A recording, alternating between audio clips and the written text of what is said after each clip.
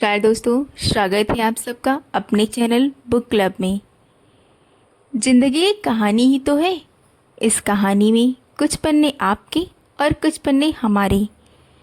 आइए सुनते हैं रविन्द्रनाथ ठाकुर के द्वारा लिखित कहानी कंचन। विदेश से लौटने के बाद मैंने छोटा नागपुर के चंद्रवर्षीय राजा के दरबार में नौकरी कर ली थी। उन्हीं दिनों इस कहानी का पुष्प खिला था। उस दिन मैं निर्जन वन से लौट रहा था। झोली में रंग बिरंगे पत्थर भरे थे, जिनका अपनी कोठी पर लौटकर अपनी प्रयोगशाला में मुझे परीक्षण करना था। उन दिनों आसमान टिश्यू के फूलों जैसी रक्तिम आभा से विभोर था। शाल के वृक्ष की टहनियों पर मंजरियां झूल रही थी। मधुमक्खियों के समूह मर्राते फिर रहे थे। व्यापारियों द्वारा लाख संग्रह का समय आ गया था। बेर और शहतूत के पत्तों से रेशम के कीड़े इकट्ठे किए जा रहे थे। संथाल जाति महुए बिनती फिर रही थी। नुपुर की झंकार के समान गूंजती हुई नदी वहीं पर बही जा रही थी। मैंने स्नेह से उस नदी का नाम रखा था तनिका। एक अनोखा सा आवेश पूरे वातावरण में छाया हुआ था।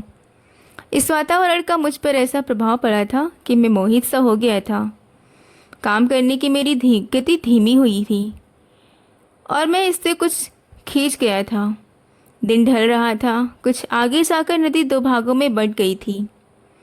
बालू के एक टीलों पर बगुलों का एक झुंड शांत भाव से बैठा था। इन सब का अवलोकन करता हुआ मैं अपनी कोठी पर लौट रहा था। ऐसे निर्जन स्थानों पर समय काटना एक भारी समस्या होती है। अतः शाम का समय मैंने अपने प्रयोगों के लिए निर्धारित किया हुआ था।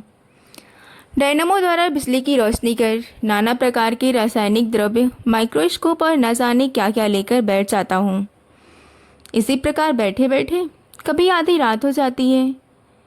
मुझे आज विशेष खोज के बाद मैग्नीज के चिन्हों का आभास मिला था। इसीलिए मेरी वापसी आज विशेष उत्साह के साथ हो रही थी। इस वातावरण में कौवे काँव काँव करते हुए सिर पर से अपने अपने नीड़ों की ओर जा रहे थे। इसी समय एक बाधा ने मेरे मार्ग को अवरुद्ध कर दिया। मेरे सम्मुख आकर एक बाधा खड़ी हो गई। सुनसान रास्ते के एक टीले पर साल के 5 वृक्षों का एक व्यू सा खड़ा था।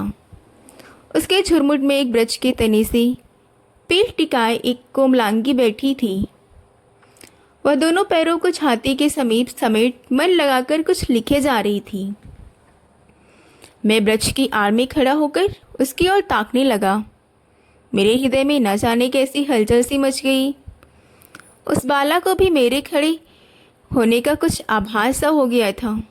उसने लिखना तो बंद कर दिया, किंतु उठी नहीं। मैंने सोचा कि कहूँ क्षमा कीजिए, किंतु कैसी क्षमा? मैंने ऐसा कौन सा दंडनीय कार्य किया था? यही सोचता हुआ मैं अपनी कोठी की ओर बढ़ने लगा। तभी मेरी दृष्टि जमीन पर पड़े हुए किसी पत्र के लिफाफे पर जा पड़ी। मैंने उठाकर देखा। नाम भौतूस मजूमदार, ICS, मुकाम छपरा, हाथ की लिखावट लड़कियों जैसी। मैंने उलट पलट कर देखा। लिफाफे पर टिकट लगा हुआ था, लेकिन डाक खाने की मोहर नहीं। मेरी अक्ल ने झट समझ लिया कि फटे पत्र के लिफाफे पर किसी दुखांत नाटक का छत्र चिन्ह विद्यमान है, और मैंने उस लिफाफे के रहस्य को जानने का भी संकल्प कर लिया। जूलॉजी के अध्ययन के अध्यापक के साथ भीतर ही भीतर इस रहस्यमय घटना का काम भी चल रहा था। जिस समय मैं रेडियम का कण पाने की आशा लेकर अनुसंधान में डूबा हुआ था, उस समय मैंने शाल वृक्षों की छाया और प्रकाश के बंधन में कंचन को बैठे देखा था। इसमें कोई शक नहीं था कि इससे पहले भी बंगाली बाला को निहारा था, किंतु ऐसे स्वतंत्र और एकांत वातावरण में देखने का अवसर कभी नहीं मिला था। या उसकी सलोनी देह की कोमलता के साथ वन के फूलों ने अपनी भाषा का स्वर मिला दिया।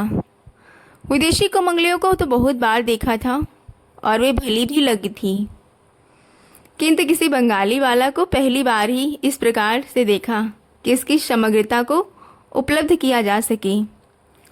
उसे देखकर यह प्रतीत नहीं होता कि उसका संबंध पुस्तकों से टूटा या नहीं। बहुत समय पूर्व मैंने एक गीत सुना था जिसमें एक लड़की के रूप लावण्य का वर्णन था। वह गीत किसी विषु महाशय का था। तब उस गीत को सुनकर भी मैंने भुला दिया था, मगर आज बाला को देखकर लगा कि उस गीत में जिस बंगाली लड़की के रूप लावण्य का जिक्र किया गया था, वही लड़की आज मेरी आंखों के सामने है।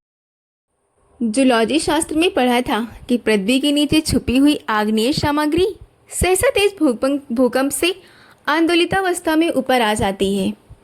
आज अपने ही निम्न स्तर में अंधकार में छुपी हुई तपती हुई सामग्री को सहसा ऊपर के प्रकाश में देखा। मुझ कठोर विज्ञानी ने अपनी अंत स्थल में इस प्रकार आंदोलितावस्था की कभी आशा नहीं की थी। पता लग गया कि प्रतिदिन तीसरे पहर जब इस रास्ते से काम से लौटा करता तो मुझे विशेष दृष्टि से देखा करती, पर उसकी दृष्टि में क्या है यह अब तक मैं समझ नहीं सका था। कभी कभी मैं राह चलता पीछे मुड़कर देख लेता तो ऐसा लगता कंचन की नज़रें मेरा पीछा कर रही हैं। मुझे मुड़ता देखकर वह अपनी दृष्टि घुमाकर उन कागज़ों की ओर कर लेती जिस पर बैठी वह लिखा करती थी। मेरे विज्ञानी मन को ऐसा लगा कि वह किसी को पाने के लिए इतना कठोर व्रत कर रही है। भोतोस मजूमदार विद्यालय से लौटकर छपरे में असिस्टेंट मजिस्ट्रेट के पद पर नियुक्त हो गया था। विलायत जाने से पूर्व इन दोनों में यही रहते समय गंभीर प्रणय हो गया था, परंतु अब पद पर नियुक्त होने के बाद कोई विशेष संबंध नहीं रह गया। असल बात क्या है इसकी जानकारी तो छानबीन करने से ही मिलेगी। मेरे लिए यह सब मालूमात हासिल करना कोई कठिन कार्य नहीं था, क्योंकि मेरे सहपाठी बंकिम बाबू पटना विश्वविद्यालय में काम करते थे। उनको पत्र लिखकर डाल दिया। बिहार की सिविल सर्विस में कोई भवतूस मजूमदार नामक एक महाशय हैं। मेरे किसी मित्र ने अपनी लड़की के लिए इन्हें पसंद किया है। इस कार्य में मेरा सहयोग चाहते हैं। कार्य थोड़ा कठिन अवश्य है, किंतु संभवतः आपके लिए इतना कठिन ना हो। आपका आभारी रहूँगा। उन महाशय का विवाह के लिए क्या मत है यह भी लिखिए। पत्र का उत्तर मिला। रास्ता पथरीले से भी अधिक बढ़कर है। उसकी राय के विषय में सुनो। मैं कॉलेज में डॉक्टर अनिल कुमार का छात्र था। जितना साधारण डॉक्टर साहब का पांडित्य था उतना ही सरल उनका हृदय। उनकी नातिन को देखो तो पता लगेगा कि सरस्वती देवी ने उनकी साधना से संतुष्ट होकर उनके बुद्धि लोक को ही प्रकाशित नहीं किया, बल्कि वह रूप सुधा को लेकर उनकी गोदी में भी आई हैं। शैतान भवतोष उनके इसी स्वर्गलोक में न जाने कहाँ से आन पड़ा। उसकी बुद्धि प्रखर थी और वह वाक पटुता में निपुण। पहले धोखा खाया डॉक्टर साहब ने और बाद में उनकी नाती ने। विवाह संबंध निश्चित हो चुका था। प्रतीक्षा थी भवतोष की विलायत से लौटने की। विलायत का सारा खर्च डॉक्टर साहब ने दिया था।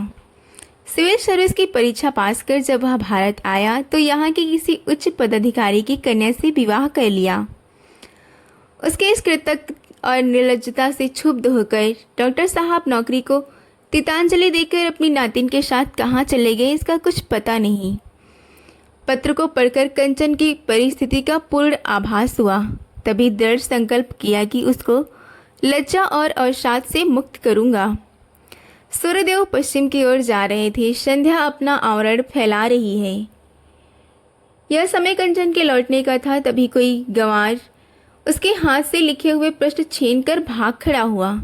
मैंने उसका पीछा किया और उन पृष्ठों को पाने में सफल हो गया। मैंने वे सब कंचन को लौटा दिए।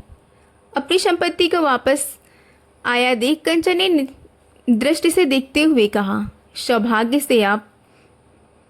मैंने कहा, मेरे भाग्य से ही उस गंवार ने ऐसा किया।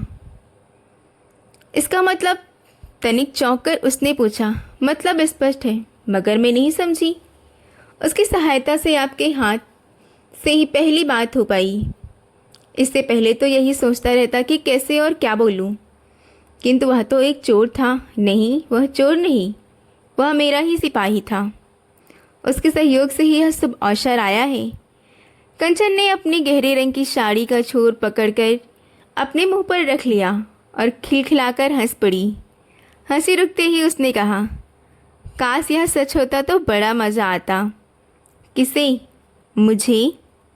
और मदद करने वाले को क्या इनाम होता? उसे घर पर ले जाकर चाय पिला देती। और इस नकली मददकर्ता का क्या होगा?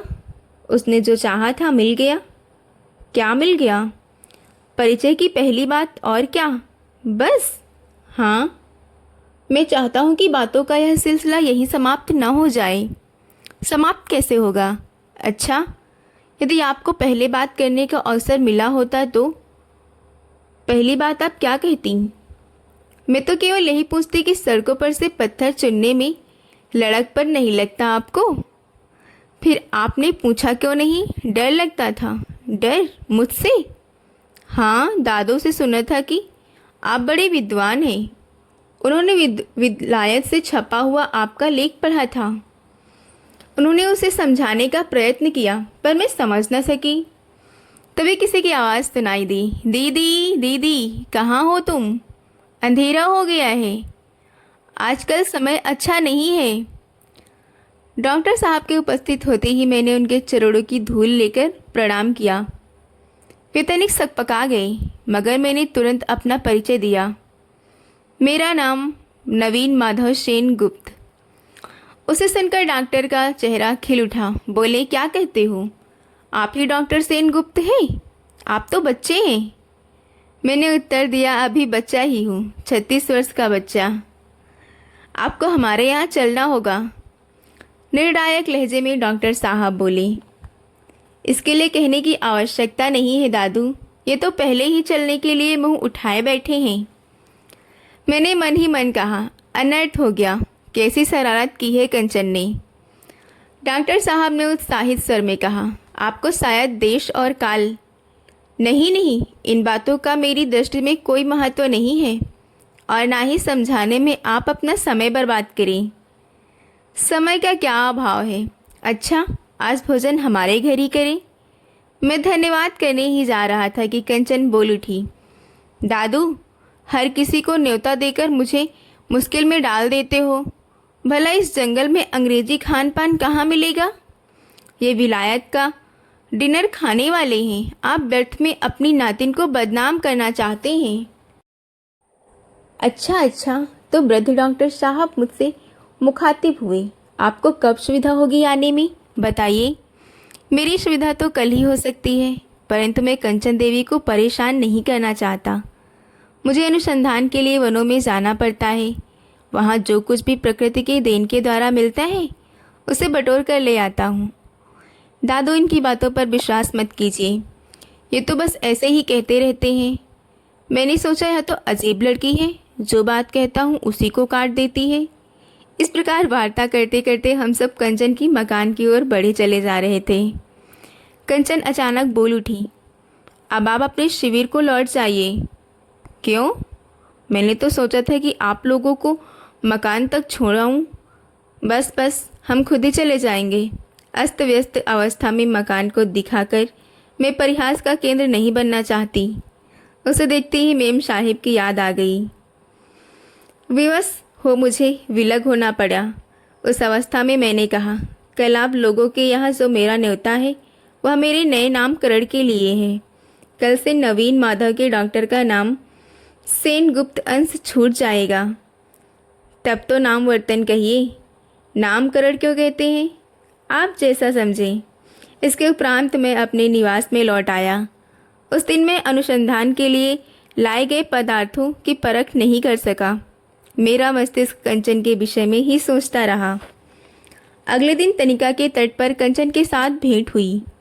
डॉक्टर साहब बालकों के समान मुझसे पूछ बैठे, नवीन, क्या तुम विवाहित हो? मैंने उस भावार्थ प्रश्न का तुरंत ही उत्तर देते हुए कहा, अभी तक तो अविवाहित हूँ। कंचन यहाँ भी नहीं चुकी, तपाक से बोली, दादू, अभी तक शब्द तो कन्या पक्ष वालों को सांत्वना देने मात्र के लिए है, उनका कोई यथार्थ अर्थ नहीं। यथार्थ अर्थ नहीं, यह कैसे निश्चय कर लिया? यह एक गणित की उलझन है। फिर भी उच्च गणित कहने से जो वस्तु समझी जाती है वह यह नहीं है। या तो पहले से ही सुनने में आया है कि आप 36 साल के बच्चे हैं। इस अरसे में आपसे भी 5-7 बार कहा जा चुका है कि बेटा बहू लाना चाहती हूँ, लेकिन आपने कहा इससे पहले मैं लोहे के संदूक में रुपए लाना चाहता हूँ। इसके बाद इस अरसे में आपका सब कुछ हो गया, केवल फांसी शेष थी। अंत में प्रांतीय सरकार का बड़ा पद जुट गया तो माँ ने फिर कहा, अब तो बेटा ब्याह करना ही होगा, मेरी ज़िंदगी के और कितने दिन बाकी हैं। आपने कहा मेरा जीवन और मेरा विज्ञान एक है, उसे मैं देश के लिए उत्सर्ग करूँगा। मैं अभी ब्याह न करूँगा। विवश होकर उन्होंने आंखों का पानी पोंछकर चुप्पी साध ली। आपके 36 वर्ष का हिसाब लगाते समय मैंने कहीं गलती की हो तो कहिए, वास्तव में बताइए। संकोच की कोई आवश्यकता नहीं। फिर बोली, हम लोगों के देश में आप लोग लड़कियों को जीवन संगिनी के रूप में पाते हैं, विश्व का जिससे कोई प्रयोजन नहीं, किंतु विदेश में जो लोग विज्ञान के तपस्वी हैं उनको तो उपयुक्त तपस्वी मिल ही जाती है। जैसे अध्यापक क्यूरी को सहधर्मिणी मदाम क्यूरी। तो क्या वैसी कोई आपको वहाँ रहते नहीं मिली? कंचन के कहते ही कैथेरिन की बात याद आ गई। लंदन में रहते समय साथ ही काम किया करते थे, यहाँ तक कि मेरी एक रिसर्च की पुस्तक में मेरे नाम के साथ उसका नाम भी छपा था। मुझे स्वीकार करना पड़ा। तब कंचन ने तत्काल ही पूछा, उनके साथ आपने विवाह क्यों नहीं किया? वे क्या इसके लिए तैयार नहीं हुई? उन्हीं की ओर से प्रस्ताव तो आया था, तो मेरा नाम भारतवर्ष का ठहरा, इसलिए। यानी स्नेह की सफलता आप जैसे साधकों की कामना की वस्तु नहीं। लड़कियों के जीवन का परम लक्ष्य व्यक्तिगत है और आप जैसे इंसानों का व्यक्तित्व। इसका उत्तर मुझे देते ना बन पड़ा। मुझे चुप देखकर कंचन फिर बोली, बंगला साहित्य कतिपय आपने नहीं पढ़ा? उसमें यही बात दिखाई गई है कि लड़कियों का व्रत पुरुष को बांधना है और पुरुष का व्रत उस बंधन को काट कर ऊपर लोक का मार्ग पकड़ना है। कस्बी देव यानी के अनुरोध की उपेक्षा कर निकल पड़ा था। आप माँ का अनुनय ना मानकर चल पड़े हैं। एक ही बात हुई। नारी और पुरुष में चिरकाल से चला आने वाला यही संघर्ष है। चाहे भले ही अबला क्रंदन होता रहे, उस क्रंदन से आप लोग अपनी पूजा का नैवेद्य सजा लीजिए। देवता ने उद्देश्य से ही नैवेद्य की भेंट होती है, लेकिन देवता निराशक्त ही रहते हैं। मैं उसका चेहरा देखता रहा। देवयानी ने कच्छ को क्या श्राप दिया था जानते हैं नवीन बाबू? क्षण भर रुककर उसने पूछा, नहीं। अपने ज्ञान साधन का फल आप स्वयं न सोच सकेंगे नवीन बाबू, हाँ दूसरों को दान कर सकेंगे। मुझे यह बात कुछ अजीब सी लगती है। यदि यह श्राप आज कोई विदेशी लोगों को देता तो वह बच जाता। विश्व की सामग्री को अपनी सामग्री के समान व्यवहार करने की वजह से ही यूरोप वाले लालच के द्वार पर मरते हैं। उस दिन जब आते हुए वे केवल हास्य व्यंग ही नहीं था, उनमें युद्ध की ओर संकेत था। हालांकि कंचन के साथ जब मेरा संबंध सहज हो आया था, किंतु फिर भी मैं उसके सम्मुख खड़े होकर उसकी चरम अभिलाषा की थाह पाने का कोई मार्ग नहीं खोज पाया। हाँ, एक दिन अवश्य पिकनिक के समय यह सुयोग मिल गया। उस समय डॉक्टर साहब शिवालय के खंडहर की सीढ़ी पर बैठकर रसायन शास्त्र की कोई नई प्रकाशित हुई पुस्तक पढ़ रहे थे। एक आपनूस के पेड़ की छाड़ी में बैठकर कंचन अचानक कह उठी, इस महाकाल के वन में एक अंधी प्राण शक्ति है, उससे भयग्रस्त हूँ।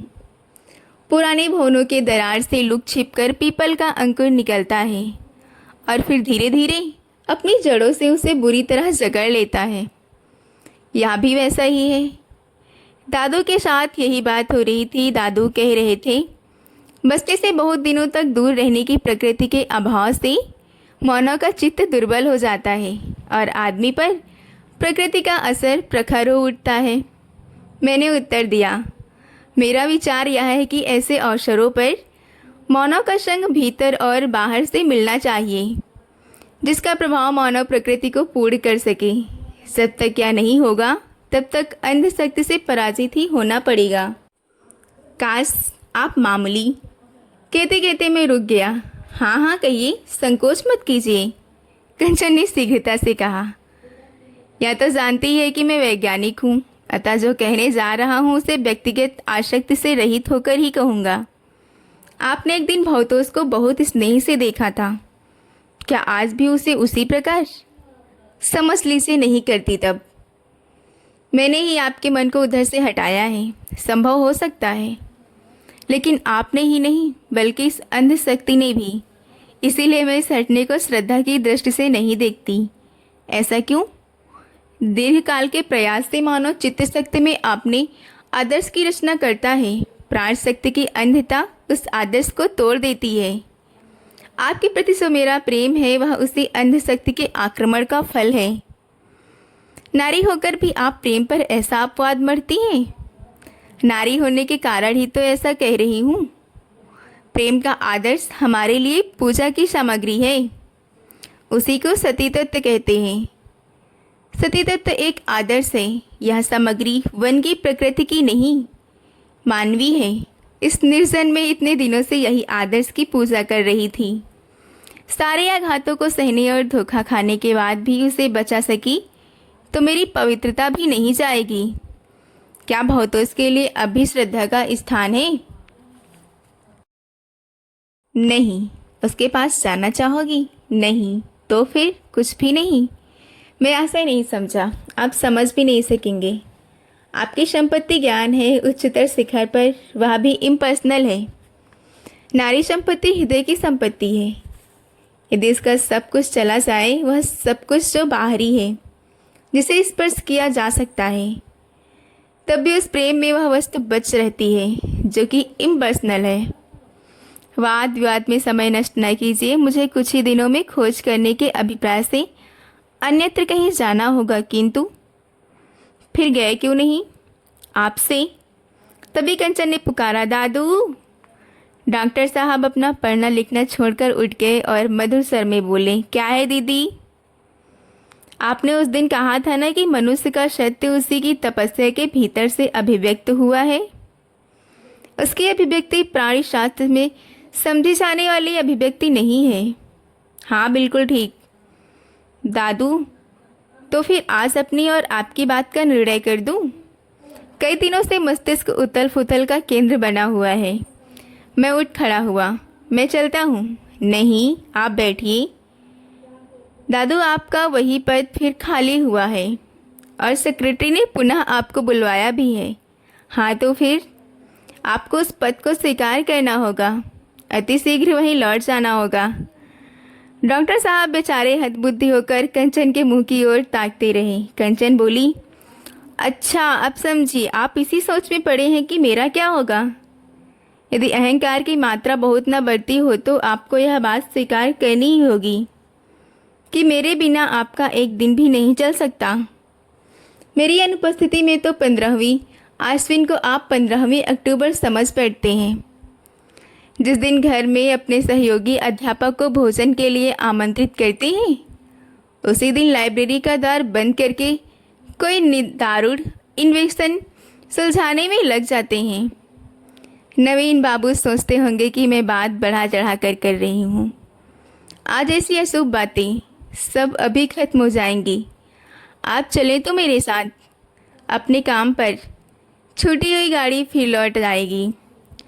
डॉक्टर साहब मेरी ओर देखकर बोले, तुम्हारी क्या सलाह है नवीन? मैं क्षण भर स्तब्ध रहकर बोला, कंचन देवी से अधिक अच्छा परामर्श कोई नहीं दे सकता। कंचन ने उठकर मेरे चरण छूकर प्रणाम किया। मैं संकुचित होकर पीछे हट गया। कंचन बोली, संकोच ना कीजिए, आपकी तुलना में मैं कुछ भी नहीं हूँ। यह बात किसी दिन साफ हो जाएगी। आज आपसे यही अंतिम विदा लेती हूँ। जाने से पूर्व अब भेंट ना होगी। यह कैसी बात कह रही हो दीदी? डॉक्टर साहब ने पूछा। दादू, इतना ही कह सकी कंचन। मैंने उसी क्षण डॉक्टर साहब की पगधूलि का स्पर्श किया। उन्होंने मुझे छाती से लगाकर कहा, मैं जानता हूँ नवीन कि तुम्हारी कीर्ति का पथ तुम्हारे सामने प्रशस्त है। अपने स्थान पर लौटकर पहला रिकॉर्ड निकाला। उसे देखते ही मन में सहसा आनंद उमड़ आया। समझा, मुक्ति इसी को कहते हैं। सांध वेला में दिन भर का काम समाप्त करके बरामदे में ही आते ही अनुभव हुआ कि पंछी पिंजरे से भले ही आज़ाद हो गया है, किंतु उसके पैरों में जंजीर की एक कड़ी अब भी उलझी हुई है। जो हिलते डुलते बज उठती है। तो दोस्तों बताइए कि आपको कंचन और नवीन की यह प्रेम कहानी कैसी लगी, जो शारीरिकता से दूर अपने कर्तव्यों की ओर उठ खड़ी हुई है। अगर से यह कहानी आपको पसंद आई हो तो कमेंट में ज़रूर बताइएगा कि कहानी कैसी लगी, और वीडियो को लाइक कीजिएगा, चैनल को सब्सक्राइब कर लीजिएगा।